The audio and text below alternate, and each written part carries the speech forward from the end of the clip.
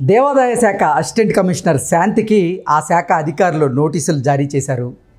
శాంతి, మీ భర్త ఎవరు? మీరు మదన్ మోహన్కి ఎప్పుడు విడాకులు ఇచ్చారు?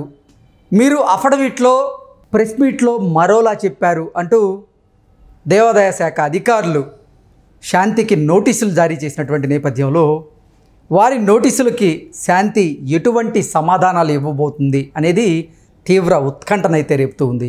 ఈ నేపథ్యంలోనే ఈ అంశం మీద మనం విశ్లేషణ చేసుకునేటువంటి ప్రయత్నం చేద్దాం. ప్రస్తుతం మనతో పాటు ఉన్నారు ప్రముఖ సినీ క్రిటిక్ దాసరి విజ్ఞాన్ గారు. విజ్ఞాన్ గారితో మాట్లాడదాం. విజ్ఞాన్ గారు, హాయ్ అండి. నమస్తే.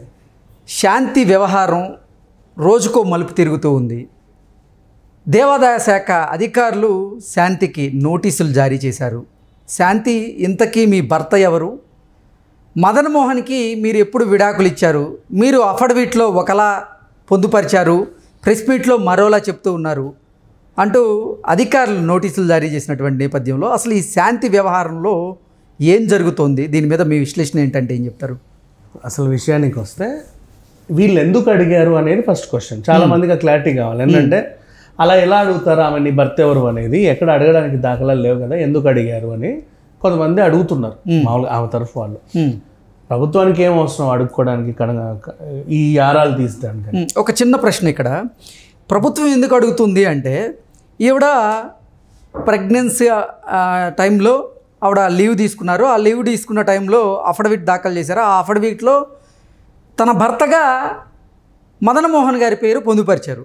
దానికోసమని వాళ్ళు క్లారిటీ అడిగేటువంటి ప్రయత్నం అయితే చేశారు, నోటీసులు జారీ చేశారు. ఇప్పుడైతే సస్పెండ్ చేశారు ఆవిడ, సంబంధం లేదు. కానీ గతంలో జరిగిన ఈ అంశం పైన వాళ్ళు ఎందుకు అడిగారు ఇప్పుడు అంటే, ఇప్పుడు ఈడీకి కంప్లైంట్ చేసి అటాచ్ చేయాలి ఇవన్నీ. ఈడీ వాళ్ళ దేవాదాయ శాఖలో అక్రమాలు జరిగాయని ఓ పెద్ద మనిషి, ప్రెసెంట్ ఉన్నటువంటి ఆఫీసరు, గతంలో జరిగిన అక్రమాల గురించి ఈడీకి కేసు వేయాలి. అవును. సో పలానా శాంతి వైఫ్ ఆఫ్ క్వశ్చన్ మార్క్ అడిగితేనేమో పోనీ మదన్ మోహన్ అని రాద్దామా, లేదంటే మాకు విడాకులు అయిపోయి నేను ఇతన్ని పెళ్లి చేస్తానని చెప్తుంది. పోనీ ఇతని పేరు రాద్దామా అంటేనేమో లీగల్ వీళ్ళకి విడాకులు అయినట్టేమీ లేవు. మదన్ మోహన్ ఏమో తన భార్య అంటున్నారు, లీగల్గా విడాకులైన సర్టిఫికేట్ లేవు. మరి ఆ పొందుపరిచే విధానం ఒకటి ఉంటుంది కదా వీళ్ళ ఇది.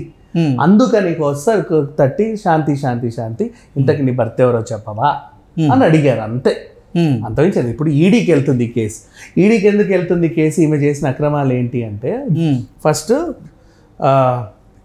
2020లో ఈమెకి పోస్టింగ్ వచ్చింది వైజాగ్లో. 2022లో ఎన్టీఆర్ జిల్లాకి ట్రాన్స్ఫర్ అయింది. ఈ 2 ఏళ్లలో అప్పుడు దేవాదాయ శాఖ మంత్రిగా వెల్లంపల్లి శ్రీనివాస్ ఉన్నాడు. తర్వాత సత్యనారాయణ అయ్యాడులే, చిన్న సవరణల వల్ల వదిలేద్దాం. ఈమె పని చేసినప్పుడు మాత్రం వెల్లంపల్లి శ్రీనివాసరావు దేవాదాయ ధర్మాదాయ శాఖ మంత్రిగా ఉన్నాడు. ఇప్పుడు ఈవిడ ఏం చేసింది, దేవాదాయ శాఖ భూములు ఉంటాయి కదా, మంచిగా ఒక మ్యాప్ తీసుకోవడం, ఓ ముక్క కత్తిరించుకుంది అక్కడ, ఇది నాకు అని. మళ్ళీ ఇంకొక తీసుకొని ఇది పలానా దేవాదాయ శాఖకు చెందినటువంటి భూమి, ఈ కోసం ఒక ముక్క కత్తిరించుకుంది, ఇది నాకు అని. ప్రతి దాంట్లోనూ కొంచెం 400 గజాలు, 500 గజాలు, 200 గజాలు అలా దొబ్బేసింది.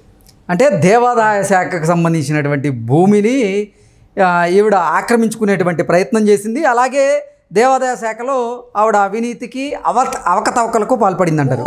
అవన్నీ చెప్తా చూడండి. నెక్స్ట్ అవి చేసింది. నెక్స్ట్ అదే వైజాగ్లో 10 ఎకరాల మామిడి తోట ఉంది. మన మంగళగిరిలో పెద్ద బంగ్లా కట్టింది. హైదరాబాద్లో బంగ్లా ఉంది. నెక్స్ట్ ఇంకా విచిత్రం ఏంటంటే, జగన్ ఎక్కడైతే తాడేపల్లిగూడెంలో పెద్ద ప్యాలెస్ కట్టుకున్నాడో, ప్యాలెస్ పిచ్చోడు అని జగన్ అన్నారు, కానీ ప్యాలెస్ పిచ్చిది ఈవిడ. యాక్చువల్గా తెలియదు అప్పటిదాకా, హిడెన్ జెమ్ ఈవిడ. ఆ తాడేపల్లి ప్యాలెస్ కూతబెట్ట దూరంలోనే ఈవిడ ఇంకో పెద్ద ప్యాలెస్ కట్టింది, అంత ధైర్యంగా, హ్యాపీగా. అండ్ అందులో రోజు 40 నుంచి 50 మంది పనిచేసేవాళ్ళు. ఏంటి 2020లోనే ఈవిడకి పోస్టింగ్ వస్తే అంత పెద్ద భవనాలు నిర్మించే స్థాయికి ఆవిడ వెళ్ళిపోయింది. నెక్స్ట్ అక్కడ ఆ భవనం కట్టడానికి కూడా గబగబా అవ్వాలి కదా పనులు, వెంటనే. మరి నాకు మెల్లిగా కడతా అంటే అంత కుదరదు, 6 నెలలకి 7 నెలలకి. ఇట్లా కన్ను తీసి అటు దూరంగా బంగ్లా కట్టాలి. మరి అప్పుడు లేబర్ ఎక్కువ కావాలిగా, గబగబా కట్టాలంటే 50-60 మంది లేబర్ని పెట్టి చేయించింది. మరి 40-50-60 మందికి ఫుడ్ ఎక్కడి నుంచి? బేసిక్గా అయితే ప్రైవేట్ దాంట్లో వాళ్ళే ఇంత డబ్బా తెచ్చుకొని అందరు కలిసి తింటారు. ఈవిడ ఏం చేసింది, అంత చేస్తారు కదా, ఫుడ్ కూడా నా దగ్గరే తినాలి మీరు, మరి నేనేంటి, నా స్థాయి ఏంటి? ఓకే తింటాం మేడం. ఎక్కడి నుంచి వచ్చింది ఫుడ్? పక్కనున్న సీతారామయ్య గారి సత్రం నుంచి తీసుకొచ్చి పెట్టింది. ఆ అకౌంట్ లో ఇంకో 10 కిలోలు ఎక్కువ వండించి వీళ్ళందరికి పెట్టింది. అది కూడా దేవాదాయ శాఖ ఫుడ్డే. ఈ రకంగా అదొక అక్రమం. నెక్స్ట్ మళ్ళీ ఇప్పుడు గుళ్ళు మినిమం 5 lakhs అబౌవ్ ఇన్కమ్ వచ్చేవన్నీ ఎండోమెంట్ డిపార్ట్మెంట్ కదా తీసుకునేది. ఆ కమిటీ అంతా ఈవిడే పెట్టాలి. దానికి ప్రెసిడెంట్, ట్రెజరర్ వీళ్ళందరినీ ఈవిడే పెట్టాలి. అండ్ ఆ గుళ్ళకు సంబంధించినటువంటి దగ్గర ఉండే చిన్న చిన్న దుకాణాలు ఉంటాయి, కాంట్రాక్ట్ దుకాణాలు. 2 ఏళ్ళకి ఒకసారి ఒక టేబుల్ వేసుకొని, టెంట్ వేసుకొని, నువ్వు చైర్ వేసుకొని, నువ్వు కూర్చొని 10 మందిని కూర్చోబెట్టి వేలం పాట పాడితే ఎవరికో ఒకరికి దక్కాలి పాపం. అట్లా కాదు, అది వేలం షాపు, సాయంత్రం కవర్ పట్టుకొని ఇంటికి రా చూసుకున్నాం. ఎవడు కవర్ తీసుకొస్తే వాడిదే. 2 ఏళ్ళే జాగ్రత్త, 2 ఏళ్ళ తర్వాత కాబట్టి ఇంకో కవర్ తేవాలి మళ్ళీ. అలా అవమ్మేసింది వేలం పాట లేకుండా. నెక్స్ట్ మళ్ళీ ఈ భూములు దొబ్బింది కదా, ఇది పక్కన పెడితే ఇప్పుడు గుడ్ల దగ్గరకు వచ్చాం. సాయిబాబాకి ఒక విగ్రహం పెట్టావు, సమర్పించుకున్నాం. అమరభక్తుడివి, కిరీటమా? అమ్మవారికి 7 వారాలు ఇచ్చేసావు. ఇంకొక గుడిలో వినాయకుడికి ఏదో పెట్టావు, సంథింగ్ బంగారు నగ. ఇంకో గుడిలో ఆంజనేయ స్వామికి ఏదో ఇచ్చావు, బంగారు నగ. ఇంకొక గుడిలో శ్రీరాములవారికి, సీతమ్మకి బంగారు తాళి చేయించుంటావు. ఇంకో గుడిలో అమ్మ వాళ్ళ ముక్కు పుడకలు చేయించావు. వీళ్ళందరూ దాతలు వస్తారు కదా, కానీ నువ్వు వస్తావు, వచ్చి మనమే పెట్టింది కిరీటం, దండం పెట్టుకొని మీ వాళ్ళకి చెప్తావు. కిరీటం ఉంటది అక్కడ, కానీ నువ్వు పెట్టిన కిరీటం కాదు. నువ్వు పెట్టిన కిరీటం శాంతి ఇంట్లో ఉంది, అది శాంతి పెట్టిన కిరీటం. ఇలా నగలన్నీ తీసుకెళ్లి నకిలీ నగలు అక్కడ పెట్టింది. నెక్స్ట్ బంగారు తాపడం ఉంటది కదా, అవి కూడా తీసేసి ఇత్తళ్ళు పెట్టి రంగేసాడు పెట్టింది. ఇప్పుడు భక్తుడు వస్తాడు, ఉంగరం తీసుకుంటావు, అమ్మవారి ముక్కు పుడక తీసుకొని రాకి మళ్ళీ అక్కడ పెట్టవుగా, రోజు పూజలు అందుకుంటావు. అండ్ ఇవన్నీ ఎక్కడ చేసింది అక్రమాలు? ఏ ఆలయాలకైతే వంశపారపర్యంగా పూజారులు ఉంటారో, 5 లక్షల ఇన్కమ్ దాటింది కాబట్టి నువ్వు ఎండోమెంట్ డిపార్ట్మెంట్ అన్నావు, కానీ ఎండోమెంట్ డిపార్ట్మెంట్ పూజారి పనిచేయడు అక్కడ. కొన్నిటికి కొన్ని రూల్స్ రెగ్యులేషన్స్ ఉంటాయి, మా తాతల కాలం నుండి వాళ్ళే చేస్తారు. అలాంటి కుటుంబం ఆధ్వర్యంలోనే ఉండి బయట వాళ్ళు కొత్త రారు కదా, అలాంటి గుళ్ళని ఎంపిక చేసుకొని రౌండప్లు చేసుకొని నగలన్నీ దొబ్బేసి వాళ్ళకింత, నీకింత, నాకింత, ఇవి. నెక్స్ట్ ఈవిడ ఇప్పుడు గుడిలో ఏమైనా ఉత్సవాలు చేయాలంటే ఎండోమెంట్ డిపార్ట్మెంట్ పర్మిషన్ కావాలి, అంటే వద్దు అనరు. చిన్నవి ఇప్పుడు ఏకాదశి పూజలు అవో కావాలంటే అమ్మగారు ఒక సంతకం పెట్టాలి. అమ్మగారు సంతకం పెట్టరా అని వచ్చేటప్పుడు ఊరికే రావద్దు, ఊపుకుంటూ ఒక పట్టు చీర 50,000 తాయిలాలు పట్టుకొని రావాలి, లేకపోతే సంతకం చేయదు అమ్మవారు. తాంబూలం ఇవ్వాలంటే అన్ని ఇచ్చుకోవాలి. నెక్స్ట్ ఆ తర్వాత ఇప్పుడు నగలమయం చేసి నాకు కౌంటింగ్, ఈ కమిటీలందరూ కూడా హుండీ ఆదాయ కౌంటింగ్ చేసేది ఎవరు? నువ్వు పెట్టిన కమిటీలే. అవన్నీ కూడా 1 కోటి రూపాయలు వచ్చాయంటే 10 లక్షలే వచ్చిందని చెప్తావు, కుటకాయ స్వాహ. అవి కూడా అయిపోయింది. ఇప్పుడు మన ఇద్దరం మాట్లాడుకున్నాం సరదాగా, ఓ రోజు కూర్చొని ఎంత వచ్చింది అంటే ఆ హుండీ ఆదాయం 22 లక్షలు తెలుసు నీకు. అరే నేనే 10 లక్షలు ఇచ్చాను, నువ్వెంత వేసా? నేను ఒక 5 లక్షలు ఇచ్చాను. మన ఈరుబాబు ఒక 5 అన్నాడు, మనం కూడా 20 వేసాము. అంటే ఈ వచ్చిన 10,000 మంది 2 లక్షలు ఇచ్చుంటారు, ఏదో జరిగింది కదా అని మాట్లాడుకోరు. అలా మాట్లాడుకొని ఆవిడ డీటెయిల్స్ ఇవ్వండి పౌర సమాచార హక్కు చట్టం కింద అని చెప్పేసి దరఖాస్తులు చేసుకుంటే అవన్నీ చింపి డస్ట్బిన్లు వేస్తారు, ఇవ్వం మేము అని చెప్పేసి. ఇప్పుడు ఒక మంత్రి స్థాయి వ్యక్తి ఎంతైతే దోచుకోగలడో, దేవాదాయ శాఖ మంత్రి వెల్లంపల్లి శ్రీనివాస్ కూడా అంత దోచుకొని ఉండడేమో, ఈవిడంత దోపిడీకి పాల్పడింది. ఇప్పుడు అలా ఒక సాధారణ స్థాయి ఒక కమిషనర్, ఆమె పోస్టింగ్ 1 లక్ష రూపాయల జీతం, అబ్బా అంతే, అసిస్టెంట్ కమిషనర్ అంతే, 1 లక్ష జీతం అన్ని కలుపుకొని. సో ఆవిడ ఇంత చేయగలదా ఎవరండ లేకుండా? అంటే విజయసాయి రెడ్డి అండతో చేసింది. ముఖ్యమంత్రి తర్వాత ముఖ్యమంత్రి స్థాయి వ్యక్తి కాబట్టి ఆ ముఖ్యమంత్రి ఉన్నటువంటి బంగ్లాల స్థాయిలో ఈమె కూడా అక్రమాలు చేసింది, విజయసాయి రెడ్డి అండుంది అని వెలుగులోకి వచ్చిన మాట. అదే వాళ్ళ భర్త ఆరోపణిస్తున్నారు. ఇవన్నీ బాగానే ఉన్నాయి. సరే, విజయసాయి రెడ్డి స్థాయి మనిషికి ఈ శాంతే ఎందుకు? అసలు ఈమెని లేపాల్సిన అవసరం ఏంటి? ఈమె ఏం చేసినా అడగకుండా ఆమెను ఫ్రీగా వదిలేయండి అయ్యా, అడగండి అని చెప్పాల్సిన అవసరం ఏంటి? ఎంత మాట్లాడుకున్నా శాంతే. వీళ్ళమ్మ కొబ్బరి బొండాలు అమ్ముకునేది, కొబ్బరి బిజినెస్, వీళ్ళ నాన్న ఒక వాచ్మెన్. ఎస్టీ సాంప్రదాయం ప్రకారంగా ఓ గవర్నమెంట్ ఆయన్ని పెళ్లి చేసుకుంది. తర్వాత వీళ్ళ శాఖలో మారాయి. ఈమెకు కూడా గవర్నమెంట్ ఉద్యోగం వచ్చింది, అది ఎస్టీ కోటాలో వచ్చింది. సర్లే పోనీ ఇంత చేసావు కదా, ఈ శాంతికి ఎంత తెలివి ఉండొచ్చు అబ్బా అనుకుంటే బాగా చదివిందేమో. అంటే అసలు ఏపీఎస్సి పరీక్షలే రాయాల, రాయల పరీక్ష రాయకుండా కూడా ఎవరో అన్నదండలతో ఈమె పోస్టింగ్ తెచ్చేసుకుంది. మళ్ళీ అది బయటపడాలి. సో ఇన్ని అక్రమాలు చేసింది, సంపాదించింది. అసలు ఎలా దొరికింది శాంతి? వాళ్ళ హస్బెండ్ 2022 వరకు వీళ్ళు కలిసే ఉన్నారు. ఆమె చెప్పినట్టు 2016లో విడాకులు అవ్వలా. ఆయన ఒకసారి వచ్చి సరదాగా వీళ్ళు వెళ్ళారు.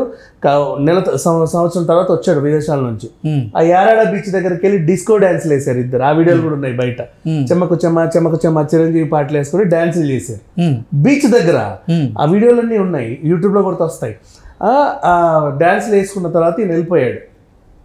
వెళ్ళిన తర్వాత ఈమె కంగ్రాచులేషన్స్ నువ్వు తండ్రి అయ్యావు అని చెప్పింది.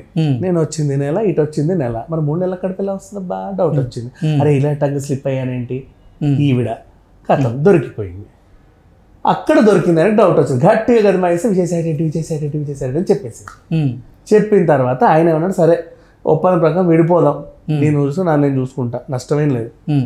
30 కోట్లు ఇంత సంపాదించావు కదా, 30 కోట్లు నాకు, ఈ పిల్లల్ని సెటిల్ చేసి నువ్వు అంటున్నావు, ఈ అమ్మాయిలు కూడా నాకు అవసరం లేదు, నువ్వు వద్దు అంటున్నావు, సెటిల్ చేస్తా. నీకేంద్ర ఇచ్చేది అని చెప్పి కొంచెం రుబాబుగా మాట్లాడింది.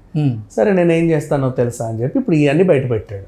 సరే వీళ్ళ రంకు భాగవతం మనకు అనవసరం. మరి శాంతి అసలు నాకు పుట్టినటువంటి బిడ్డకి విజయసాయిరెడ్డికి సంబంధమే లేదు ఇప్పుడు వీళ్ళ రంకు భాగవతం మనకు అనవసరం.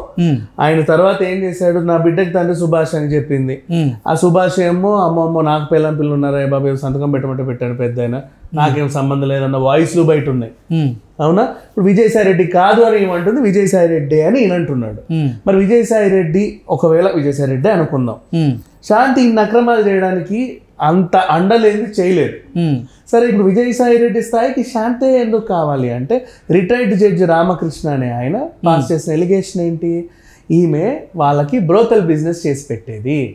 అమ్మాయి రండి గవర్నమెంట్ ఉద్యోగాలు ఇప్పిస్తాను, ఏం లేదు ఏం చేసుకుంటారు ఉద్యోగాలు, సార్ ఢిల్లీ వెళ్తారు, కూడా వెళ్ళు 2 రోజులు ఉంటే హోటల్ రూమ్ లో ఉండి వచ్చేసాయి, కూడా వెళ్ళు కూడా రా బాగా వస్తాయి అని చెప్పేసి సప్లై చేసేది వీళ్ళకి అని ఒక ఎలిగేషన్. నిజమో కాదు తెలియదు. మరి అందులో ఆమెను వదిలేయండి అయ్యా అని ఎందుకు అంటారు అంటే, ఆమెను ఎక్కడ కదిలిస్తే మా రంకు భాగవతాలని బయట పెట్టుద్దో అని చెప్పేసి ఆమెకి ఫ్రీ హ్యాండ్ ఇచ్చారు అధికారులందరూ.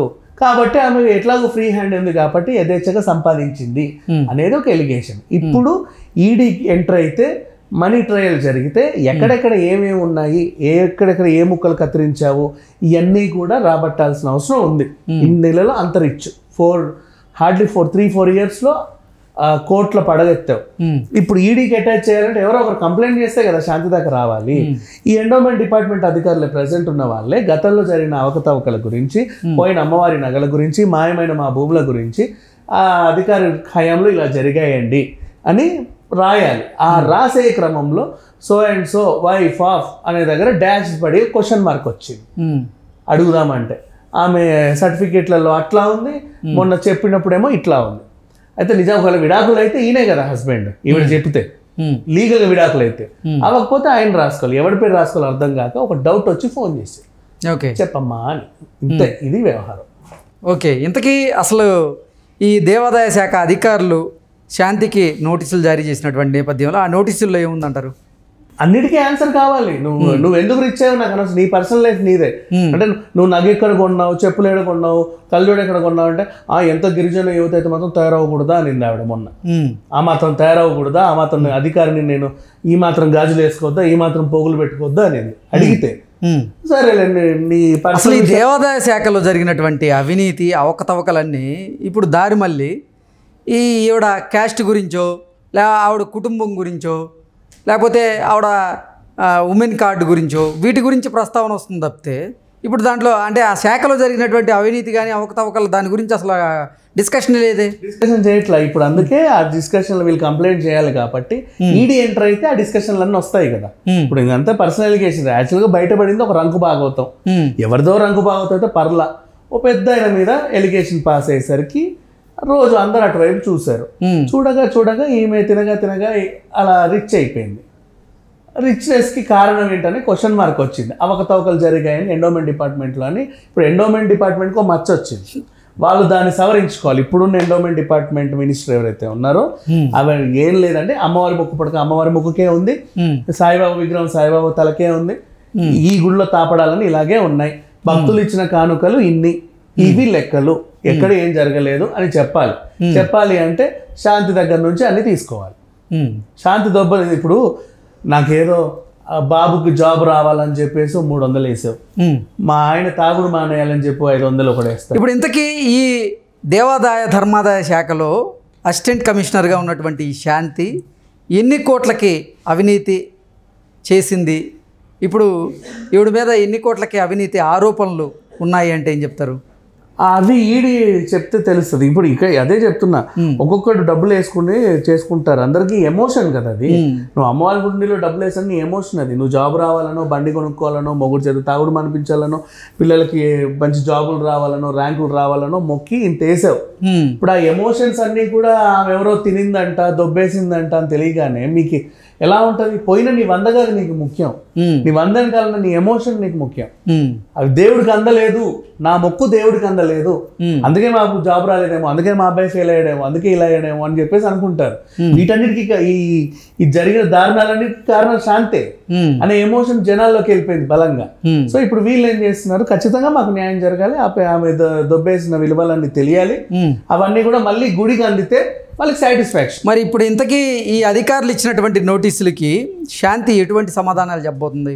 శాంతి ఎటువంటి సమాధానం చెప్తుందంటే, అబ్బే ఏమీ కాదండి, అబ్బే చిచ్చి అట్లాంటివి ఏం లేవండి, అంతా ఒట్టిదేనండి, ఇంతకు మించి ఏం మాట్లాడతారు వాళ్ళు, అదే జరుగుద్ది. ఓకే.